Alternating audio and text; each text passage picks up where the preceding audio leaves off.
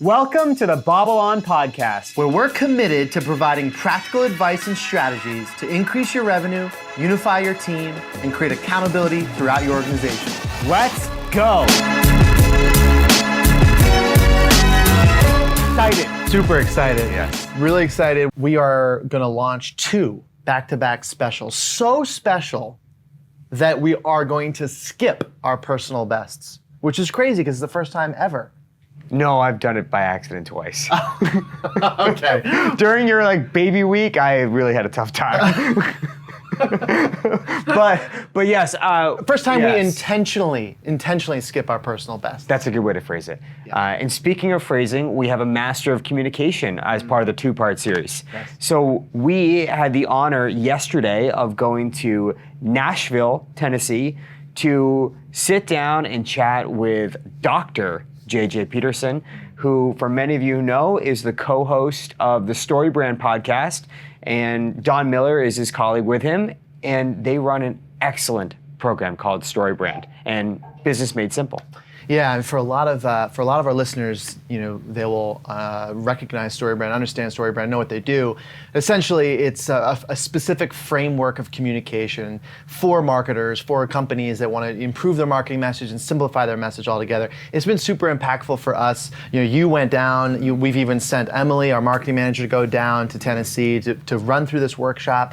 So for us to have the opportunity to travel down to Nashville, sit with one of the guys that literally has the PhD of theory behind this plan or this marketing message, it was such an honor. Yeah, I don't typically seek out PhDs. No. People who have PhDs, it's borderline intimidating at sometimes, and he is intimidating with how much he knows about communication, which I don't care what business you own, words matter. And how you use words to invite people into your story. That is the overall message of StoryBrand. StoryBrand is not how to tell your story, it's inviting people into a story. Well said. And he does it perfectly. And it's so nice because, for our listeners, they'll have a nice treat of listening in to a masterful storyteller talk about everything that we talk about. We don't want to ruin it. No. We don't want to ruin it. But this is going to be a 2-part series. Mm-hmm. And because we had so much great content from him, and we divided and conquered. So the first part in this episode will be the interview that I conducted with him. Yes. And then next week's episode will be the interview you conducted with him. Yes. And take one step back. Walking into the StoryBrand headquarters, super unique. Mm-hmm. I mean, you got a 10, 20, 30, 40, $50 million business, however many $1 million business they are, maybe even more. And thriving business. Yeah, I think they're over a $50 million business, and it's on Music Row in Nashville in what looks like a frat house. Yeah, or sorority From house. the outside, not from the inside. Let's be clear. It is beautiful on the inside, but you open it up, energy, just popping with energy. 2 dogs ran up to us. 2 dogs came up with crazy blue eyes. Yeah.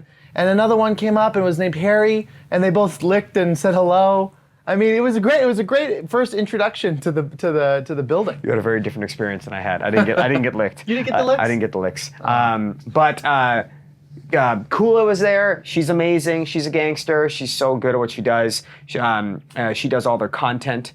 And Don Miller, we got to shake hands with Don Miller and talk to him for a little bit. Don is incredible. What a visionary. So Don and JJ are the co-hosts of the podcast. They really co-run the business. I mean, JJ is the chief of staff for StoryBrand, so they're both really doing a lot for the company and the vision for the future.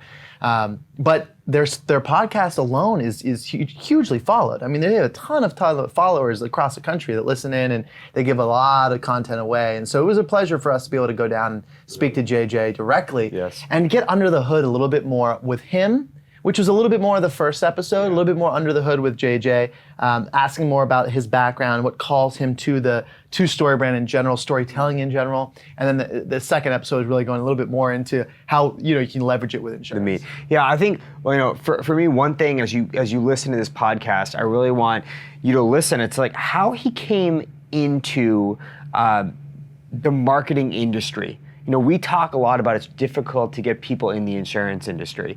And this is a gentleman who came into it from a really interesting perspective with good connections, timing matters, and also like relying on his strengths and not really conforming to an industry and really trying to take something new. So listen into how he describes in detail. Matt takes him through that, his background. It was incredibly interesting. I loved that part. What I learned from it is if you're going to a party, you'd want to have him as your wingman because, 100%. man, you walk in and you know he's going to tell a good story, no matter what it was about. Yes. And second, if you go to a trivia night, you'd want to have him on your team because he knows like literally everything about every movie ever made. Oh yeah. And in the end, talks a little bit about his connection to Ellen DeGeneres and Missy Elliott, which Stick around. Get through this whole one. And right before that, he also goes into probably the most interesting piece for me, at least that I had. And we'll touch on it after the episode. We'll jump back in and talk a little bit about that. But listen to the end, guys, because this is an awesome episode. Next two are going to be really special and give us a ton of feedback.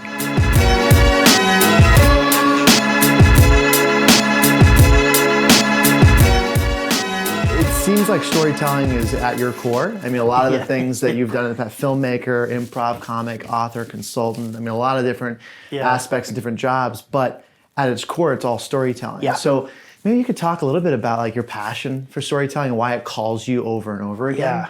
I mean, my dad was a pastor. So growing up, I think I just always heard, grand stories. My dad is kind of an amazing performer and my mom is as well. They kind of, I think, put in all of us kids at a very young age a sense of play and imagination. Like, Adds to it. Adds to it. the dogs here at StoryBrand. And like even from a very young age, like when we would go to like McDonald's as a family or something, my dad would put a silly hat on, like turn a napkin into a silly hat, or he would figure out a way to play games with the ketchup packets. He was always kind of playing and creating and imagining. And we all kind of had that in us from a really young age.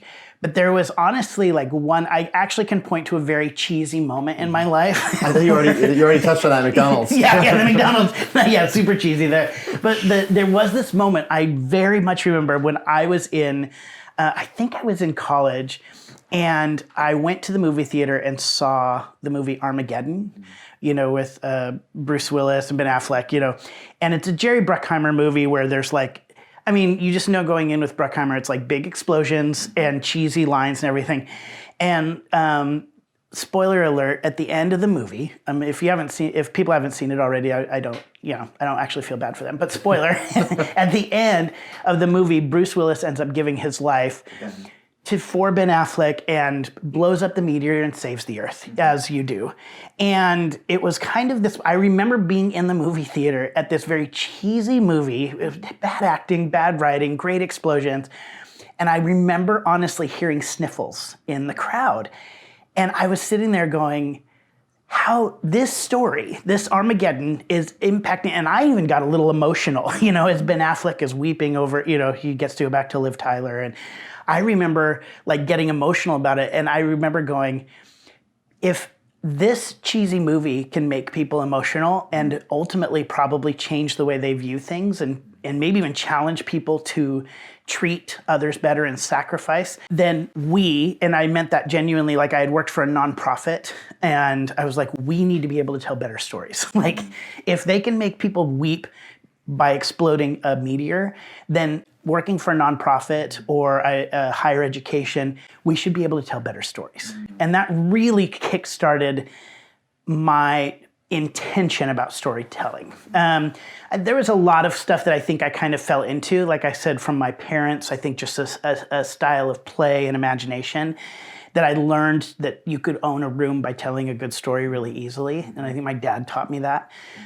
So I think that was just kind of always naturally there. And I ended up doing improv comedy and touring around and, same kind of thing. You could kind of own a room by being funny and telling a story through that. And I had to understand how story and story structure work, even to do a good scene in improv.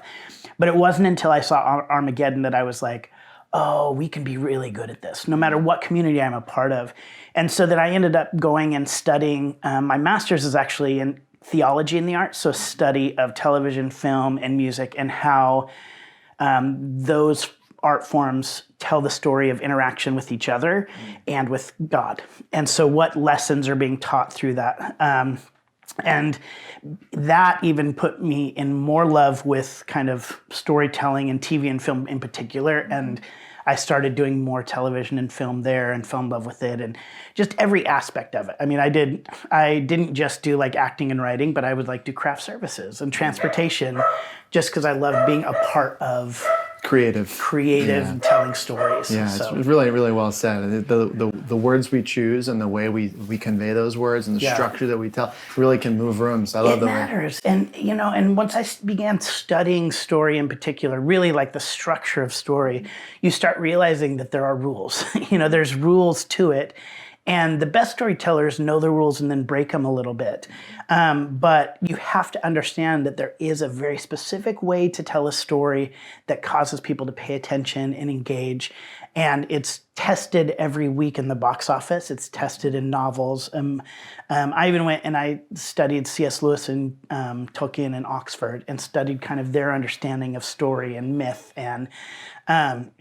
And there is a method to the madness. Once you understand that method, then you can kind of ultimately be creative. But I didn't realize that earlier. I didn't realize why I was connected with these stories. And no better place than on stage, being a comic, Yeah. where it matters so much to keep people's attention. Exactly. As the other day I was listening, I think I have a 4-week-old, so I'm holding this kid and I watched like 3 stand-ups in a row with a glass of whiskey and a 4-week-old just watching comics. And you're so right, the 3 or 4 different comics that had totally different styles, but they each told a story in the same structure, and it really was captivating. So thanks for sharing that. Going to your studies and your education, you got your PhD in improving StoryBrand, right? That was your dissertation. And I would love to highlight what caused you, 1, to choose that topic out of all the things out there, choose that topic, and 2, a couple aha moments when you were doing the research and you were kind of just embarking in that journey. That kind of thing, So my journey with my PhD, it was a 9-year journey. So I started, I was a professor at university, and that's when I started my PhD process. And so back then I needed it for higher education, and I wasn't gonna study narrative marketing and StoryBrand. I was studying a bunch of different stuff. I was actually studying more of C.S. Lewis and Tolkien, and then I studied comedy, some different things. So most of my study was actually not in that. It was in story and like narrative, but it had nothing to do with marketing.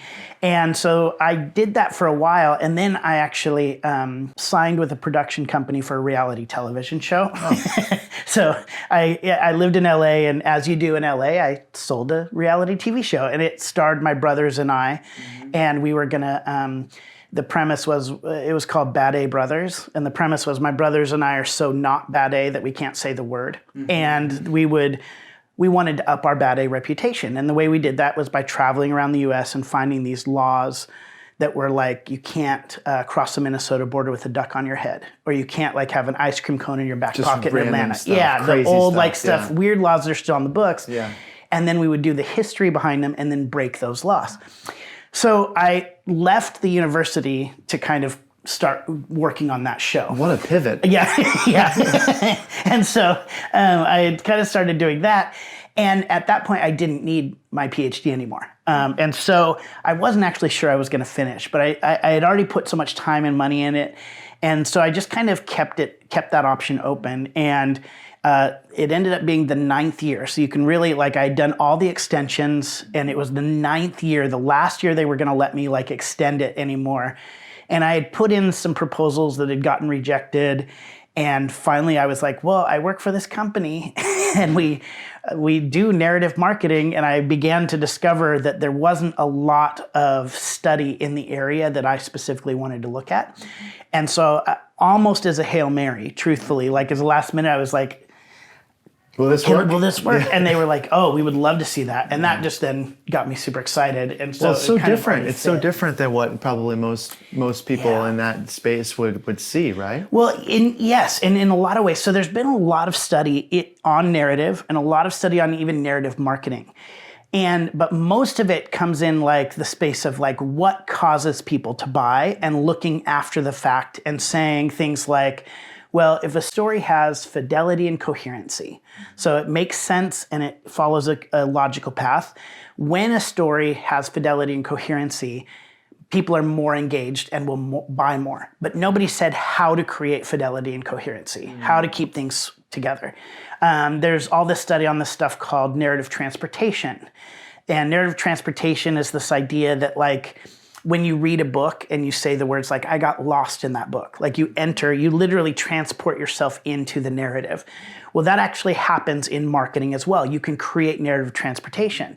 And there are studies that show the higher the narrative transportation, the higher engagement, and engagement leads to change of thought, and change of thought leads to change of action.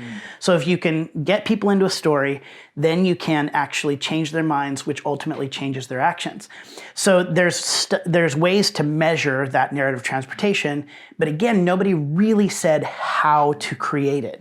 So that was kind of a surprise to me as I started really diving into these other areas. There's lots of ways to measure if a story is good or not, but not a lot of ways to say how to tell a good story that was outside of screenwriting.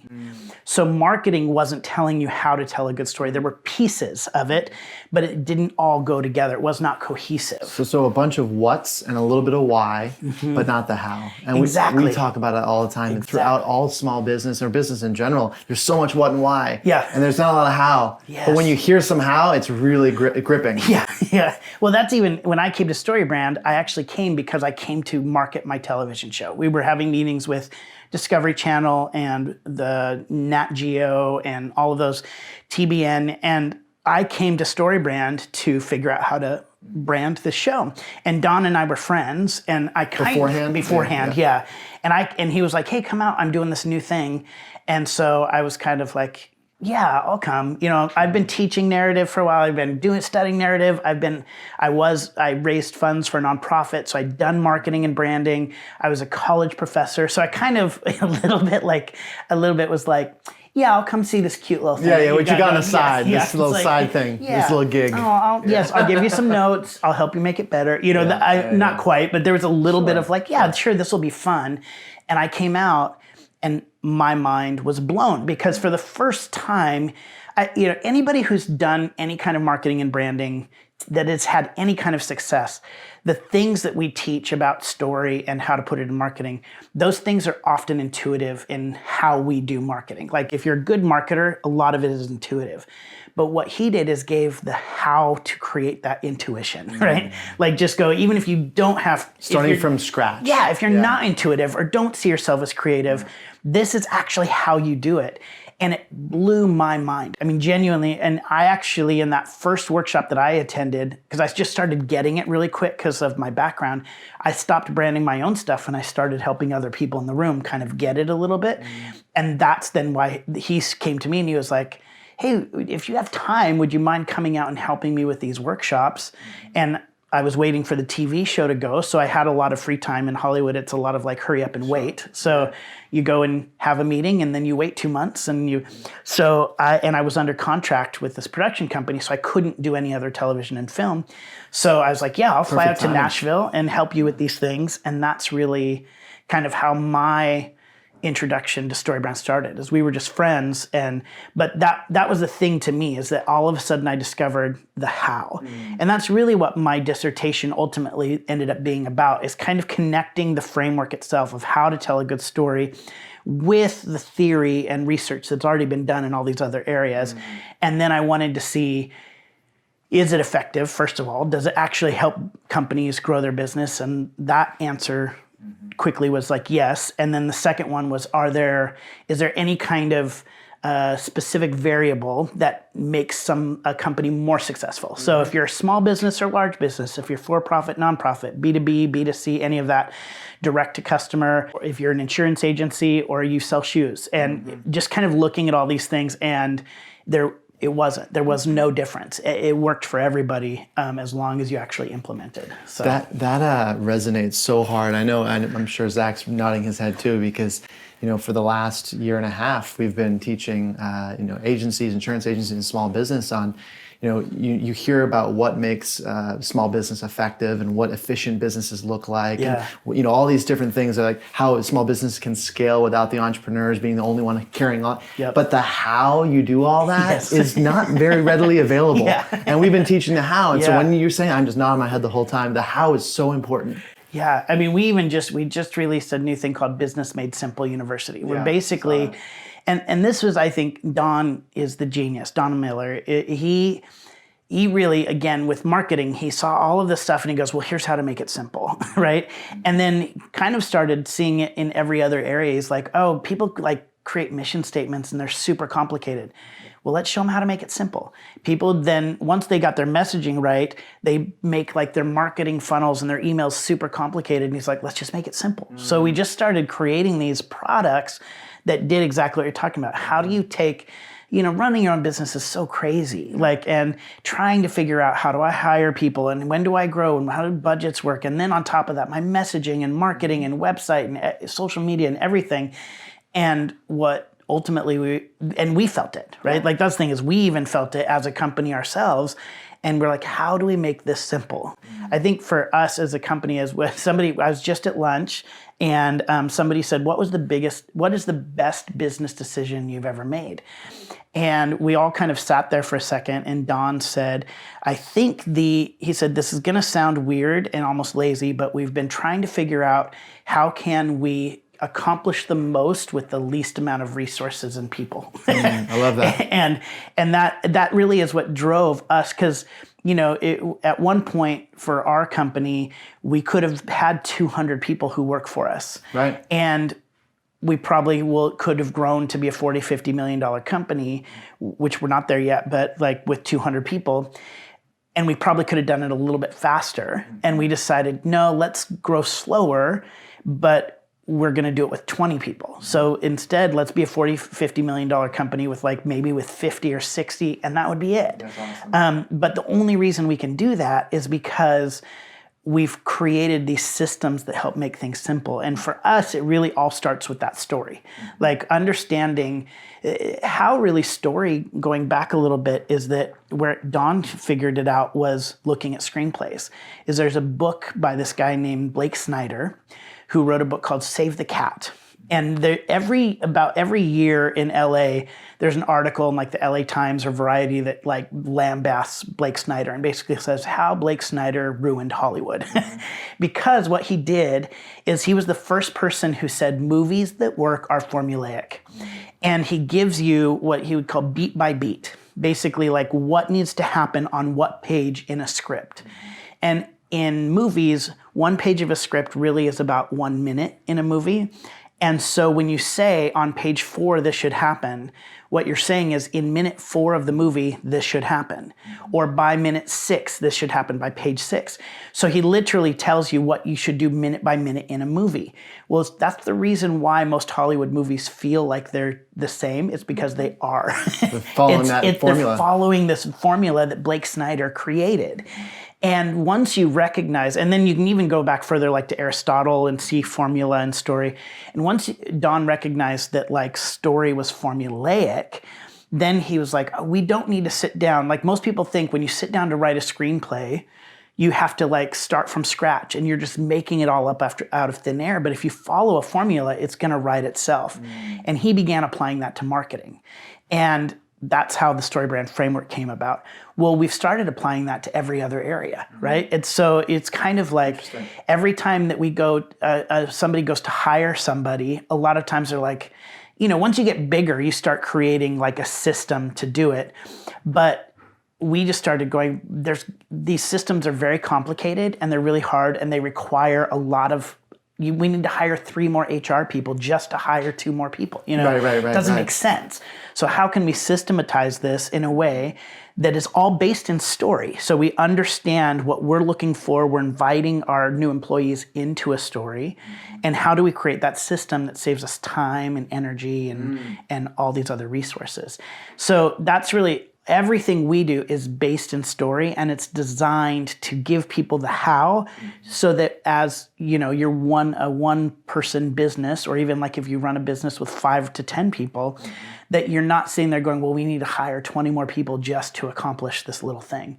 Here's a system that gives you the way, and it's all, and story has been the key that has unlocked all of that for us. That's so cool. I'm sure if people listening, they're probably nodding their head too, because they're like, that's me. That's me. I have 5 people, and I feel like I need to hire 5 more to add another 5. Yeah, and you hire 5 more people, and you make less money the next year than you did the year before. Well, because the system that you had with 2 people isn't the same system you can use when you have 12 people. Exactly. As it continues to go on, thousands of businesses have adopted StoryBrand. Yeah. And you've seen a lot of transformation. Yeah. Not to say just one, but does one resonate, or is there one that just kind of stands out as like, they were here, they had a major transformation, now they're here, and maybe not by name, but just... Yeah, I mean, we've definitely had companies who like have gone from like 100 million to 200 million, like even that big, and then, but those ones aren't the ones to be. I mean, I love that for them. Yeah. But like the ones that like rock my world are when. So there's in particular, I was just with somebody who started a marketing agency. So she went out as a solopreneur, and she was a single mom, and was kind of a little bit ostracized from her community because of being a single mom. And didn't know how she was going to take care of her daughter, wanted to, be home and be present with her brand new baby, but also like need to make a living and show her daughter ultimately what it means to be a strong woman and own your own business.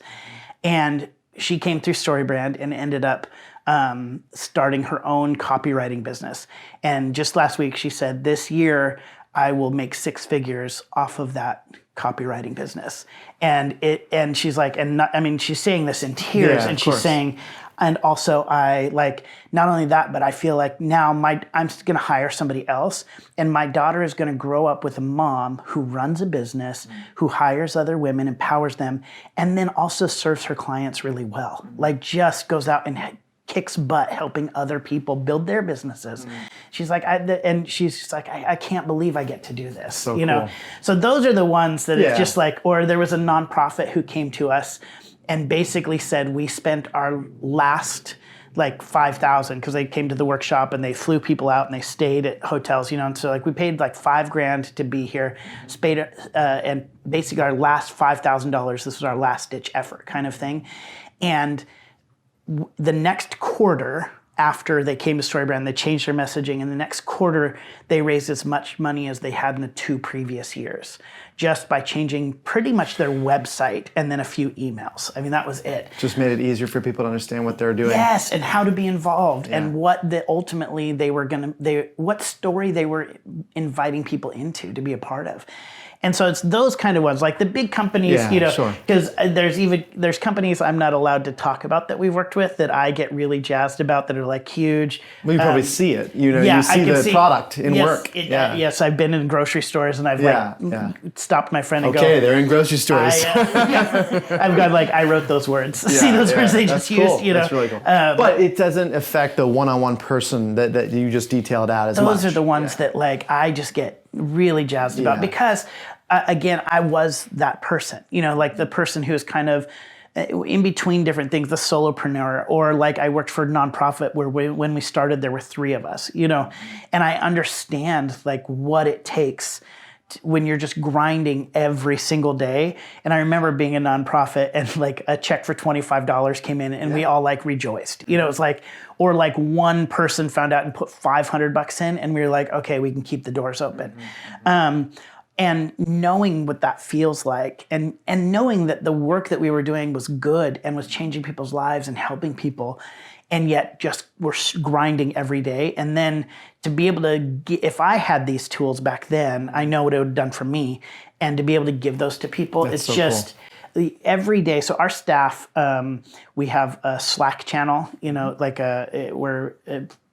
we have Slack, and almost every day we're putting in there a story that somebody has sent in, just for each other to like kind of go, we're making a difference, and we're helping people. What an impact on culture that must have. You know, every single day, everyone reminding each other of the impact we're all having collectively. Exactly. And so cool. and doing it even, this is just like a side kind of tip of building a business, but we do it publicly. So like if somebody calls April, who works for us, if somebody calls April out on social media in a great way and goes, hey, April, thank you for this, we'll post it in our public channel as a staff and call those people out publicly and honor like the work they're doing, and then also just celebrate the victories for our clients. You know, the whole story framework is really based around, and we'll probably talk about this later, but is that you want to be the guide in your customer's journey, not the hero. And we try to live that out as a company. Like it's not just what we teach, it's what we try to live. Like if we give somebody a book and they never gave us any money and they quadruple their profits or can take their kids to Disneyland because of what they did, then we celebrate the crap out of that. Yeah, they didn't give us any money. They bought the book, but the framework changed the way they did everything. Yeah, we celebrate that. Kind of biblical. Yeah, you know, right? Yeah, it's kind of like you know, you're the guide. You're helping someone win. You know, you're not the center of the world. Yeah, and that's the other thing is like being a marketer in the past, or even working again for nonprofit. Like where, you know, one of the nonprofits I worked for did community development in Africa, and one of the things they did was take orphans off the street and get them back in school and give them job training. And the percentage of those orphans who stayed off the street was like 85% after they went through the program, which most programs were in like the 30 to 40% success rate. That was like good. And these guys we were doing this great work. And I still would sat down every time to write an email or put a story on video and felt like I was begging people for money. Or like even when I was in jobs, like if I was recruiting for the college, it felt like I was begging people to give a handout. Yeah. Or even selling anything. You always feel like, oh, it's me against them. It's my job is to convince them to give me money. And that ultimately is my climactic scene. Like in a movie, that's me hitting the home run when they give me money. And when you begin to change your mindset of what it means to be the guide in your customer's journey, your climactic scene becomes their climactic scene. So it's not when they give me money, that's when we win. It's when they win the day because they gave me money that I win. Love it. And this just kind of another side. If I ramble, you can cut me off too. One of the things really understanding in story, this is now outside of the StoryBrand framework, but understanding story is that we all get to play different roles in our lives. And a lot of those we get to choose. Not always, but we get to choose. And there's really 4 main ones. There's hero, villain, victim, and guide. Those are really the 4 roles that everybody gets to play in life. Now, victim, sometimes that is forced upon you, right? And there's actual victims in the world. But good stories are not made about people who stay victims. Like good movies are never written about victims. And really, movies are, there's a new wave in making the villain the hero, like with Maleficent and all those things. But really, the villain stories are not written about villains. Stories are written about heroes and guides. And in our lives, so often, I think I have found myself playing the role of a victim, like when I'm not really a victim. Again, there are real victims in the world, but I kind of find myself in a position of like, well, this keeps happening to me, and woe is me. And if I stay in that spot, I'm never going to write a good story. It's meant to be a temporary role that basically serves the story of the villain and the hero. So then when it comes to the villain and the hero, what you need to recognize is that with the villain and the hero, most stories come from a backstory of pain for both characters. The villain is trying to revenge the pain that happened to them, and the hero is trying to redeem the pain. And so ultimately, then you move, ideally, from a victim, the moment of pain, to you decide which role you get to play, the villain or the hero. And heroes redeem the pain, villains revenge. And you'll even see in movies like with a scar on the villain's face, that's to show you there is a backstory of pain there. Something bad happened. They've lost a hand. They've gone through, and they're now angry and bitter because of that scar, because of that loss of a hand or anything. So they become that. And then ultimately, the most powerful role in a story is the guide, which the villain usually ends up dying and being defeated. The only one who moves on is the hero. And if the hero is a good hero, the hero becomes a guide. And what a guide does is serve as a mentor to help the hero down the journey, down the path. And so going back now to kind of what kind of narrative marketing does is it allows a business to no longer feel like they're competing against their customer and trying to win the day. It positions the company as a guide in the customer's story. So you're not the victim anymore. You're not the villain against them, and you're not the hero of the story, because if the hero doesn't mature, a hero in any story has up and downs the whole time, right?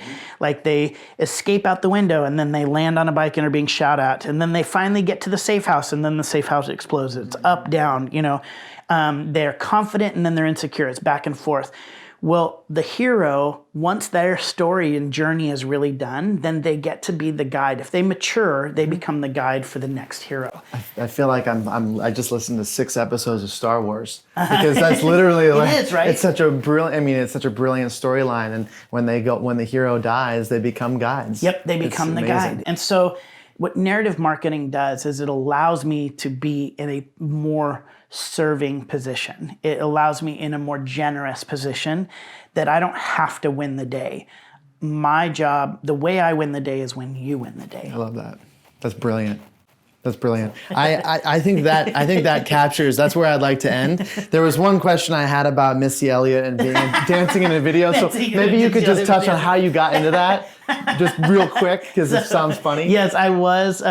So I was in a Missy Elliott music video. Yes, Yeah. And how that actually started was I took some friends to see Ellen, and because I was in LA, and Ellen makes you dance before and after, and she records it, and I didn't realize she was recording it, and I was dancing the whole time, and she ended up picking out this was a while ago, but her favorite dancers out of her first 500 episodes. And I opened and closed the montage of her favorite dancers. Yeah. That's the real story. That's the real Screw story. Missy Elliott. And so that ended up getting me another job, which then ended up getting me an audition with Missy Elliott. And I went in, and there's a whole long story to it where my character's name was Fat Michael Jackson, and and they wanted me to be Fat Michael Jackson and dance like Michael Jackson, and I just went for it. Like, I was kind of humiliated in the beginning because they were basically like, you're gonna wear a crop top and your belly is just gonna hang out, and I was like mad and angry and hurt, and then I was like, screw it. I'm going to be the best Fat Michael Jackson this world's ever seen. You went victim to hero like that. I did. It was like quick. That's hilarious. I didn't even put it in that context. But yes, I was like acting totally the victim. I'm like, they're making fun of me. And I was like, screw it. I'm going to own this, and I'm going to be confident. And then I went down, and Missy saw my outfit, and she saw me dance. And then she was like, he's too good to be this joke. Mm-hmm. And so she gave me a shirt that fit. And then I just danced my butt off. Oh, that's cool.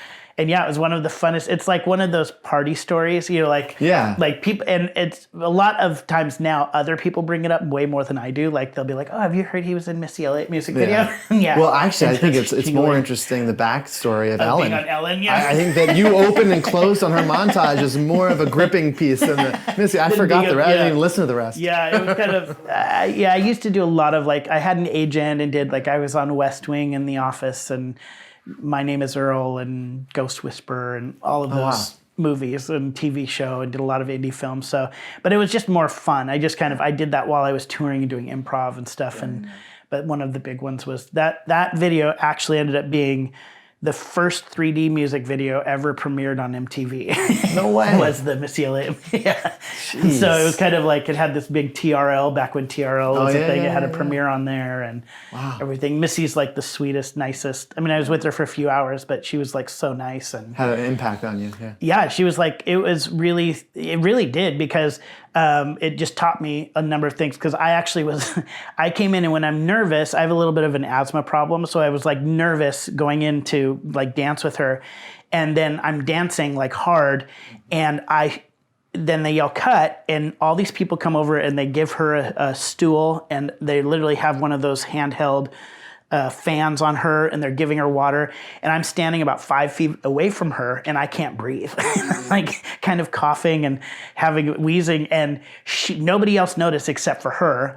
So then she comes over. I was a little embarrassed, but she gives me her stool and her water bottle, and she's holding the fan in my face and like taking care of me, because I was like nervous, and then I was able to calm down and do it from then on. Cool. But it really just taught me, like, she was looking out for anybody around her and what was going on. Everybody was paying attention to her, and she was like looking out of what was going around.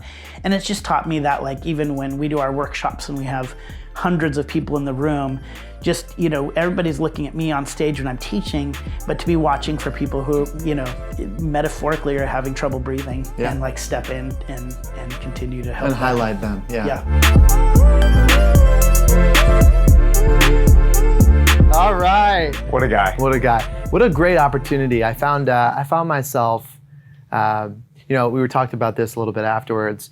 When you're interviewing someone, you want to stay on topic, you want to stay on track, you want to keep the person running in the right way, and then just check in, check out, like make sure that you ask all your questions, go through. And so you're working as the interviewer.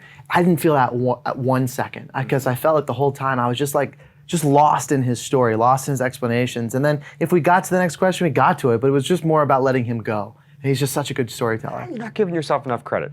I thought you did an excellent job with the dog deviation. Aha! That was way out of your comfort zone. We are not usually around dogs when we have microphones on. You did an excellent job. Thanks. You got him right back on track. That was a loud dog. One takeaway that I took from it, and I want to talk about yours. I loved how he used the specific word that his mind was blown when he learned about StoryBrand. I thought how he described the first time he went through it is very interesting, because no matter what, they're a marketing company. They help you with your marketing, and whether it's website and whether it's inviting people to your story, however they want to define it, they are a marketing company, right? To bring somebody on whose mind is blown into your company, it's beautiful. He's all in, and he's so excited. He truly thinks that he's helping the community. His product is helping the lives of others. You need, as insurance agency owners, you need people like him on your team. Yeah. You need people who, when they come in your agency, their mind is blown by what you are doing for the community, for your people. Talk about someone who found the perfect seat in the perfect company. Yeah. From his upbringing, from his childhood, all the way through his education and his even extracurricular activities, like all that aligned to exactly what he's doing professionally, and it's like makes him better for it. Amen. It's really cool. Big takeaway I had was he specifically talked about fidelity and coherency being super influential components of a really good story. And that narrative transportation, he said, influences behavior change. And there's a lot of content out there, he indicated, about narrative transportation and how that does influence, but there's very limited amount to actually showcase how do you create that transportation. How do you take a customer from where they are, hear and understand something and see something, and then move them to changing behavior, i.e. purchasing product or moving forward with a service. And StoryBrand's all about the how, which is why it really resonated with him. I thought that was really powerful. It really made sense to us when we were just sitting there. The other piece too, the last thing I'd say is I loved his reply about the most memorable transportation he saw, or transformation he saw, the single mom. I thought that was really cool. He could have pinpointed a ton, but single mom goes through the course, has such a great impact afterwards. Now looks back and says thank you, and he's able to be a great role model for her daughter. It also is pretty cool that he can go through a supermarket and see his words. Yeah, that's kind of cool. Yeah, that's really neat. That's kind of cool. It's helping the big people, helping the small people. Well, JJ, thank you. I mean, this was a super interview and a super kickstart. As you guys will see in the show notes, they're changing people's lives with this product. StoryBrand workshops are incredible. You can hire them to come in person.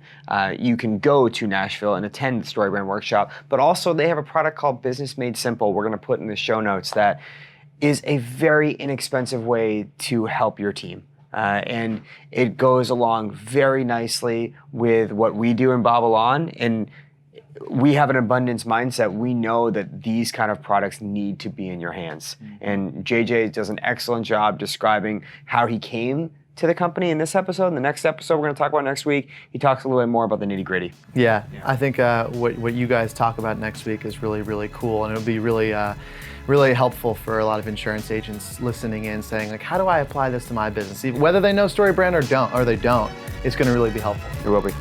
Well, JJ, thank you. BobbleOn. BobbleOn.